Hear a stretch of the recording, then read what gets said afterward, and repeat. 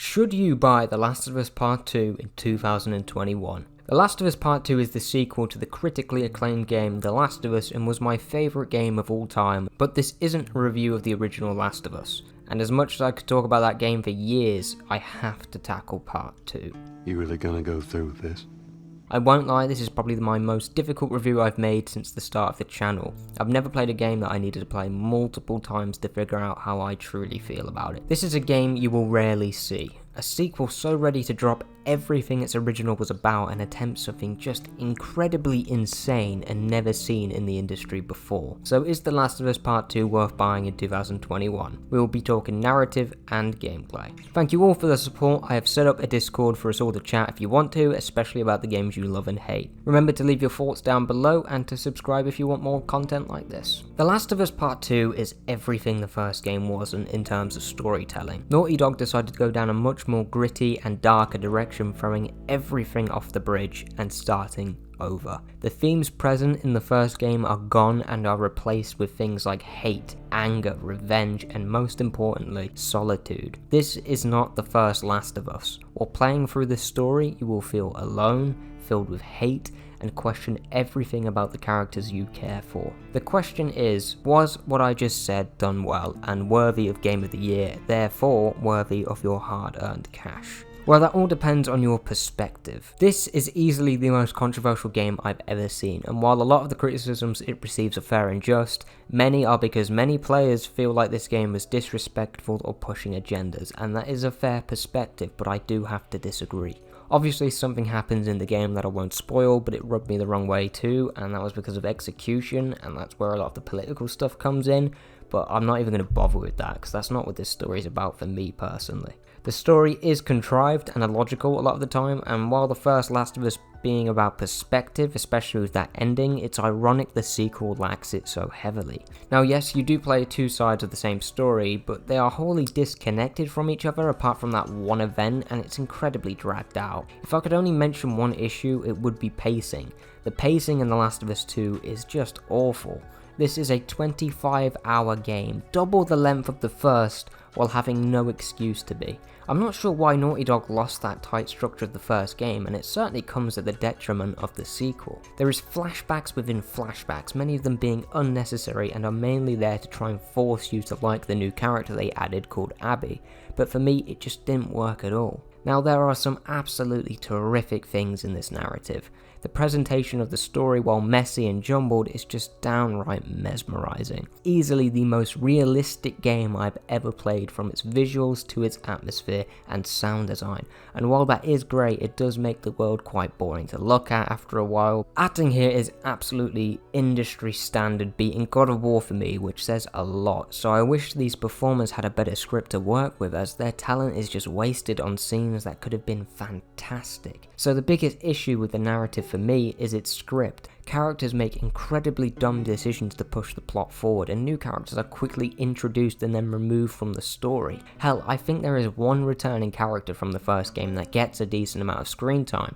but acts like a completely different person throughout the story. But I'm so damn conflicted on it because of how clear Neil Druckmann's focus was for these characters, but missed the mark by miles for me personally. Now this is just my perspective, and while this narrative wasn't what I wanted, I still respect it. It's dumb, contrived and illogical, but Naughty Dog took a massive risk, and while it didn't pay off, I still respect the risk they took. They told the story they wanted to tell, and it was clearly not what people wanted. But, and I'm surprised to admit this, I think you should play through it just once to make up your own mind and form your own opinions. I think the narrative is very flawed, but each person will finish it with a completely different perspective, which is what the first game's ending was all about. I just wish Part 2 leaned more into its original themes rather than replacing them entirely. A lot of people were left numb, and a lot cried like crazy. I felt empty at the end. Like one of the things that affected me as a 13-year-old kid that taught me perspective to accept things in my own life was ripped away from me, and it eventually made me angry. And unfortunately, that was the whole point, apparently. And it worked. I felt more distant from Ellie than ever before at the end of this story, yet I understood her more than ever before. That's why, for the story's sake alone, I do think you should give it a chance. I'm gonna find, and I'm gonna kill every last one of them.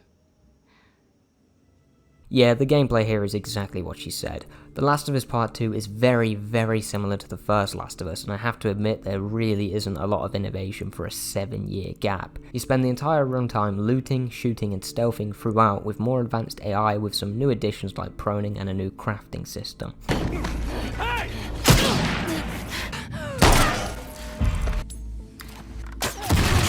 The Last of Us Part 2 is without a doubt a more polished and better gameplay experience for all the encounters, from the new infected enemies or addition of dogs adding more variety to the game's combat system. Crafting system has been slightly expanded to offer more creative opportunities like explosive arrows for your bow or silencers for your pistol, making you choose more carefully for what you actually want to use throughout the game. However, I do heavily recommend playing on harder difficulties, as normal gives you way too many supplies, making the choice of what you want to use redundant, as you almost always will have enough supplies to craft a medkit or an explosive arrow, which is unfortunate because it takes away from those intense moments from the first game between choosing a medkit or a Molotov.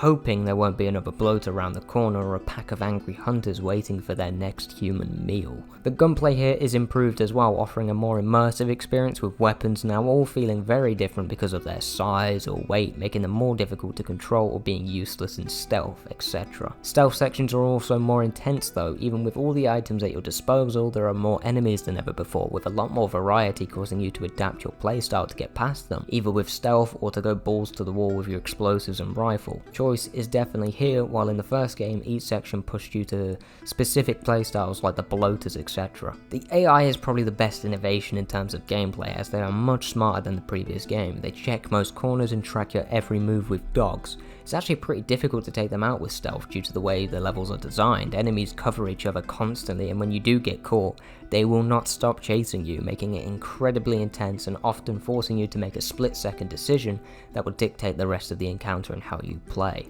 Honestly, the only negative I have with it compared to the first game is the pacing. There are pacing issues with the narrative, but it's worse with gameplay. The encounters are great when they happen, but so much of your time is spent walking around and looting and looting and looting in a 25-hour game, and it really does get tedious towards the end and becomes mind-numbingly boring, which caused me to give up looting at many points and just moved on. You do have the choice to loot everything, but I just wouldn't recommend it due to the time it takes, and most of the time you'll have enough loot to beat the next encounter anyway.